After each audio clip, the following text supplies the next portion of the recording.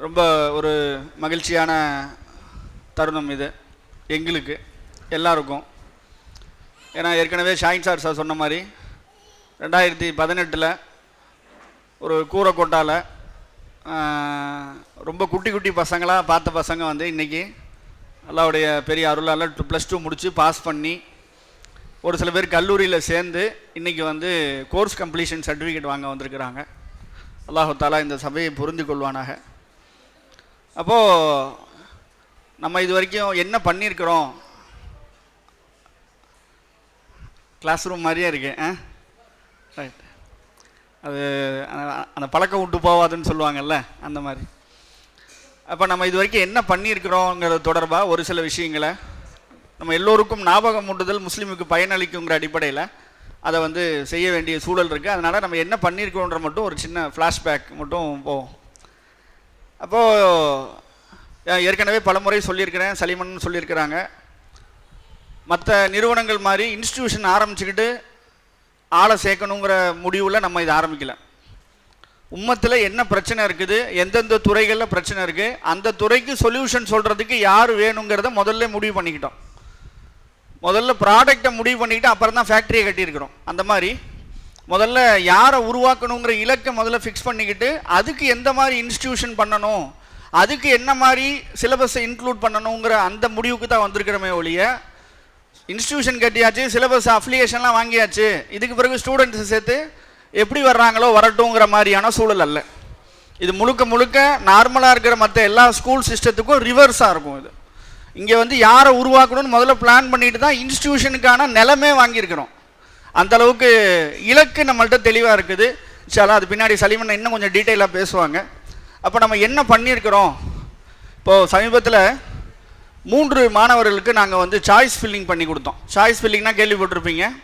அதாவது இன்ஜினியரிங்கில் எந்த காலேஜ் எடுக்கணும் அப்படின்னு சொல்லிட்டு 2 ஐஐடி ஸ்டூடெண்ட்டுக்கும் ஒரு அண்ணா யூனிவர்சிட்டி ஸ்டூடெண்ட்டுக்கும் இப்போ ரீசெண்டாக சாய்ஸ் ஃபில்லிங் பண்ணி கொடுத்தோம். அந்த ஐஐடி ஸ்டூடெண்ட் வந்து தம்பி அந்த ஐஐடி ஸ்டூடெண்ட் வந்து சாதாரண ஸ்கூலில் படித்தவர் அல்ல, தமிழ்நாட்டிலே ரொம்ப முக்கியமான ஒரு செயின் ஆஃப் ஸ்கூல்ஸில் படித்தவர். ஏறக்குறைய வருஷத்துக்கு 3 லட்ச ரூபா ஃபீஸ் கட்டி அந்த ஸ்கூலில் படிச்சிருக்கிறாரு. அவர் ஐஐடியில் 99.75% வாங்கிட்டார். ஐஐடி ஜேஇ மெயின்ஸ்லேயும் வாங்கிட்டார், அட்வான்ஸ்லேயும் வாங்கிட்டார். இப்போ அடுத்து அவர் ஐஐடிக்குள்ளே போகணும். அப்போ சாய்ஸ் ஃபில்லிங் வந்து உங்கள் டீச்சர்ஸ் யாரும் பண்ணி கொடுக்கலையான்னு கேட்டப்போ அவர் சொன்னது ஒரே வார்த்தை தான், முதல்ல இதெல்லாம் அவங்கள்ட்ட சொல்லவே முடியாது சார், அவங்க இதெல்லாம் கேட்கவே மாட்டாங்க, அவங்களுக்கு தேவை என்னென்னா நாங்கள் இவ்வளோ பேரை நாங்கள் ஐஐடிக்குள்ளே அனுப்பிட்டோம் அல்லது ஜேடபிள்யூ பாஸ் பண்ண வச்சுட்டோம், ஃப்ளெக்ஸ் வச்சுருவாங்க, முடிஞ்சு போச்சு அப்படின்னு சொல்லி. அந்த மாதிரி 2 மாணவர், ஒருத்தர் ஐஐடியில் ஜாயின் பண்ணியிருக்காரு, இன்னொருத்தர் ஐஎஸ்சி பெங்களூரில் பிஎஸ் டிகிரி ஜாயின் பண்ணியிருக்கிறார். ஒரு வருத்தமான செய்தி என்னன்னு சொன்னால், இப்போ இந்த வருஷம் வந்து அண்ணா யூனிவர்சிட்டியில் சாய்ஸ் ஃபில்லிங் நடந்திருக்குது. உங்களுக்குலாம் தெரியும், அண்ணா யூனிவர்சிட்டியில் முன்னாடி வந்து சிங்கிள் விண்டோ கவுன்சிலிங் இருந்துச்சு, இப்போ அதை மாற்றி சாய்ஸ் ஃபில்லிங்காக மாற்றிருக்கிறாங்க. நீங்கள் முன்னாடியே என்ன காலேஜில் சேர போகிறீங்கன்னு சொல்லணும். இப்போ நேற்று நானும் அனஸ்தாரும் உட்காந்து ஒரு ரிப்போர்ட்டு படிச்சுக்கிட்டு இருந்தோம். தமிழ்நாட்டில் டாப் 100 முஸ்லீம் ஸ்டூடெண்ட்ஸுடைய சாய்ஸ் ஃபில்லிங் போட்டிருக்கிறாங்க. முஸ்லீம் ஸ்டூடெண்ட்ஸு 200 வாங்கியிருப்பாங்கல்ல 12th, அதில் டாப் 200 பேருடைய என்ன கோர்ஸ் எடுத்துருக்கிறான் அப்படின்னு சொல்லி நேற்று உட்காந்து பார்த்துட்டு இருந்தோம். மற்ற எல்லா கம்யூனிட்டிலையும் சாய்ஸ் ஃபில்லிங் ப்ராப்பராக பண்ணியிருக்கிறாங்க. நம்ம மக்கள் மட்டும் 200 பேரில் ஏறக்குறைய 190 பேர் தப்பான சாய்ஸை ஃபில் பண்ணியிருக்கிறோம். 190 பேர். 200க்கு கட் ஆஃப் வந்து எவ்வளோ 180 வரைக்கும் பார்த்தோம் நேற்று. 200க்கு 200 வாங்கின ஒரு ஸ்டூடெண்ட்டு போன வீக் ஃபோன் பண்ணுறான், அவன் இன்ஜினியரிங் கவுன்சிலிங்கே அப்ளை பண்ணலை, பாராமெடிக்கலில் ஆப்டோமெட்ரி எடுத்துருக்கிறான். இப்போ 200க்கு 200 கட் ஆஃப். இந்த தமிழ்நாட்டில் பெரிய ஸ்கூலில் படிச்சிருக்கிறார். இது எதுக்காக சொல்ல வரேன்னா, ப்ரிப்பரேஷன் பிரம்மாண்டமாக இருக்குது, என்ன பண்ணணும்னு தெரியல. ஏன்னா இலக்கு வந்து சொல்லப்படலை அந்த ஸ்டூடெண்ட்டுக்கு. நீங்கள் வந்து நான் சேலஞ்ச் பண்ணுறேன், நீங்கள் எந்த ஸ்டூடெண்ட்டை வேணால் கூப்பிட்டு கேளுங்க, நீ என்ன ஆகணும்னு யாராவது சொல்லியிருக்காங்களான்னு கேட்டால் எல்லாருமே சொல்லுவாங்க யூனிஃபார்மாக இல்லைன்னா. ஏன்னா அவங்களுக்கு தேவை மார்க்கு, பர்சன்டேஜு, ஃப்ளெக்ஸ் வைக்கணும், இதுதான் அவங்களுக்கான தேவையாக இருக்குது. நம்ம அந்த நோக்கத்தில் செய்யலை. இது முழுக்க முழுக்க இலக்குக்காக உருவாக்கப்பட்ட நிறுவனம். அதுக்கு தான் எல்லாரும் உழைச்சிக்கிட்டு இருக்கிறோம். அதனால் முதல் விஷயம் நாம் புரிந்து கொள்ள வேண்டியது, இந்த ஜாமியா மாணவர்கள் சாதாரண மாணவர்கள் அல்ல.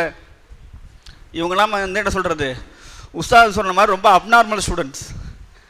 அதனால் இவங்க ஒரு நாளும் சோட போக மாட்டான்னு நாங்கள் தீர்க்கமாக நம்புகிறோம். இவர்கள் மட்டும் இல்லை, எந்த ஜாமியா மாணவரும் ஒருத்தர் கூட வீணாக போக மாட்டார் இன்ஷா அல்லாஹ். அதுக்கு நான் ஒரு 2-3 எக்ஸாம்பிள் சொல்கிறேன்.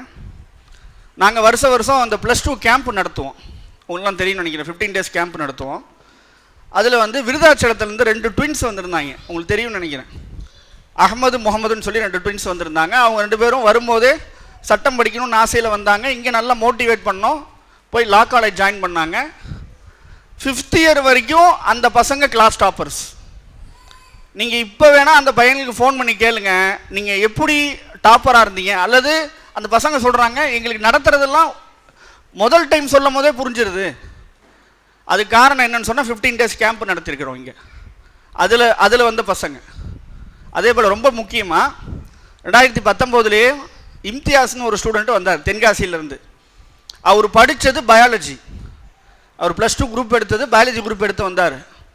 அவர் நினச்சிக்கிட்டு வந்தது என்ன பண்ணார்னா, ஏதாவது பாராமெடிக்கல் ஜாயின் பண்ணணும்னு நினச்சிக்கிட்டு தான் வந்தார். 14 days கிளாஸ் நடந்ததனுடைய முடிவில் அவனுக்கு என்ன ஃபேக்ட்னு புரிஞ்சு போய் பயாலஜி படித்த ஸ்டூடெண்ட்டு ஜமானில் போய் BA எக்கனாமிக்ஸ் எடுத்தார். BA எக்கனாமிக்ஸ் முடிச்சுட்டு MA எக்கனாமிக்ஸ் வந்து மெட்ராஸ் ஸ்கூல் ஆஃப் எக்கனாமிக்ஸில் படித்தார். இந்தியாவிலே 2வது பெரிய ஸ்கூல் அதுதான். ஃபஸ்ட்டு வந்து டெல்லி ஸ்கூல் ஆஃப் எக்கனாமிக்ஸ், 2வது மெட்ராஸ் ஸ்கூல் ஆஃப் எக்கனாமிக்ஸ். இப்போ போன வாரம் நான் இம்தியாஸை மீட் பண்ணேன். இம்தியாஸ் வந்து 2018 வரும்போது ரொம்ப வெள்ளந்தியாக இருப்பார். ஏம்னேன்னு சொல்லி ரொம்ப வெள்ளந்தியாக இருப்பாப்புல. இன்றைக்கி IIT மெட்ராஸில் இருக்கக்கூடிய ஒரு ப்ரொஃபஸர்கிட்ட சீனியர் இன்டர்னாக அந்த பையன் இருக்கிறான். இப்போது அவர் வந்து அவருடைய MA தீசிஸ் என்னன்னு சொன்னால், துறைமுகங்களை எப்படி சரியாக கையாளுறது மூலமாக ஒரு நாட்டினுடைய பொருளாதாரத்தை இன்க்ரீஸ் பண்ண முடியும்னு அவர் தான் தீசிஸ். நான் தீசிஸ் பேப்பர் நான் வேணால் உங்களுக்கு அனுப்புகிறேன். IIT ப்ரொஃபஸர் அங்கே வந்தவர் இவனை பார்த்துட்டு, இவன் எப்படி இப்படி டிஃப்ரெண்ட்டான ஒரு டாப்பிக்கில் தீசிஸ் பண்ணான்னு சொல்லி அவர் கூப்பிட்டு மெயில் அனுப்பியிருக்கிறாரு. நீ வந்து என்கிட்ட இன்டர்னாக இருன்னு சொல்லியிருக்கிறாரு. அப்புறமேட்டு நான் போன வாரம் பார்க்கும்போது பெங்களூரில் ஒரு கம்பெனி வந்து, நீங்கள் எங்களுக்கு வீட்டிலேருந்தே ஒர்க் பண்ணி கொடுங்க டேட்டா சயின்டிஸ்டா அப்படின்னு சொல்லி அதுவும் பண்ணுறாப்புல. IITயில் இன்டர்னும் பண்ணிகிட்டு இருக்காப்புல. அதே போல் உங்களுக்குலாம் தெரியும், மஹரூஃபுடைய அண்ணன் முஜாஹித் தெரியுமா?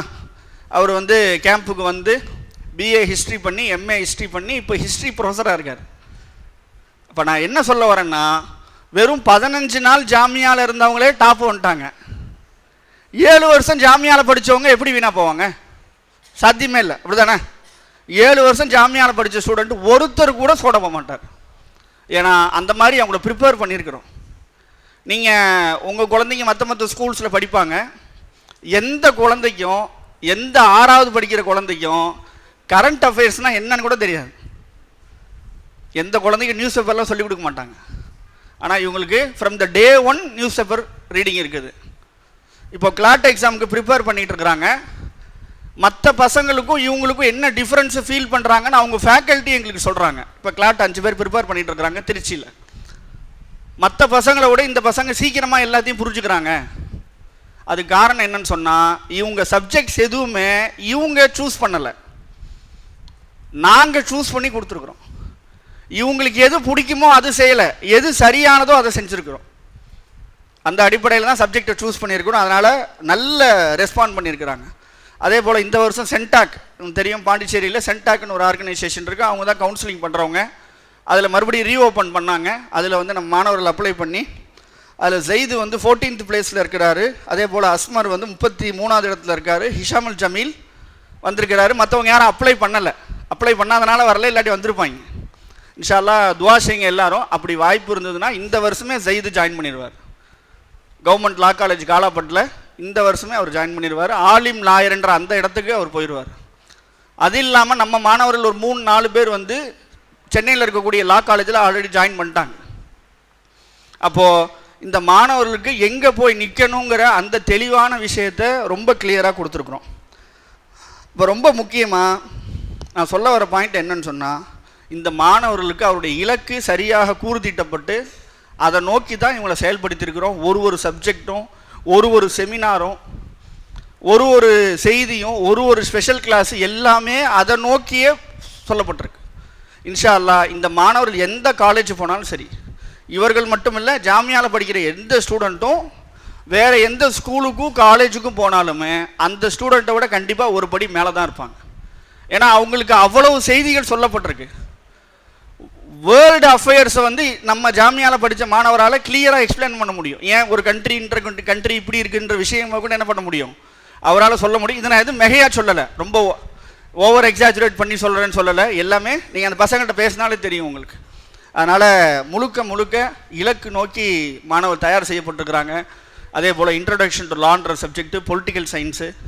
இப்போ ரீசெண்டாக ஒரு 2-3 ஸ்டூடெண்ட்டுக்கு NIOS சப்ஜெக்ட் எடுக்கணும்னு சொல்லி வந்தப்போ இந்தியாவில் மிகப்பெரிய ஒரு டியூஷன் இன்ஸ்டியூஷனே வந்து அந்த சப்ஜெக்ட் எங்களால் ஹேண்டில் பண்ண முடியலன்னு சொல்லியிருக்கிறாங்க. ஆனால் அந்த சப்ஜெக்டை நம்ம ரொம்ப அசால்ட்டாக இந்த பசங்களுக்கு சொல்லி கொடுத்துருக்குறோம். இன்ட்ரோடக்ஷன் டு லாவாக இருக்கட்டும், பொலிட்டிக்கல் சயின்ஸாக இருக்கட்டும், எக்கனாமிக்ஸு, வேர்ல்டு அஃபேரு, இந்த மாதிரியான எல்லா விஷயங்களும் மாணவர்கள் சொல்லப்பட்டிருக்கு. அப்போ நான் பெற்றோருக்கு கேட்டுக்கிற ஒரே ஒரு விஷயம் என்னன்னு சொன்னால், தயவு செய்து, நான் ஏற்கனவே ஒரு மீட்டிங்கில் சொல்லியிருக்கேன், மறுபடியும் சொல்கிறேன், ஜாமியா குறித்து நல்ல எண்ணங்களை நீங்களும் பேசிக்கோங்க, உங்கள் குழந்தைகிட்ட அதையே சொல்லுங்கள். ஏன்னா அது ரொம்ப முக்கியம். ஒரு மாணவர் வந்து ஒரு டீச்சரை ஒழுங்காக ஹேண்டில் பண்ணலை, மரியாதை குறைவாக இருக்கிறாருன்னா 50% இங்கே நடக்கக்கூடிய இஷ்யூவாக இருந்தாலும் 50% பேரண்ட்டோட இன்புட்டு முக்கியமான விஷயம். நீங்கள் தயவுசெய்து உங்கள் பையன் வந்து ஃபோன் பண்ணும்போது சாப்பிட்டியா தூங்குனியான்னு கேட்குறதோடு சேர்த்து படிக்கிறியா, படிக்கிறது புரியுதான்றதையும் என்ன பண்ணுங்கள், தயவுசெய்து கேளுங்க. அப்படி கேட்டிங்கன்னா அந்த மாணவர் வந்து எல்லா விஷயங்களையும் உங்களுக்கு சொல்லுவார்.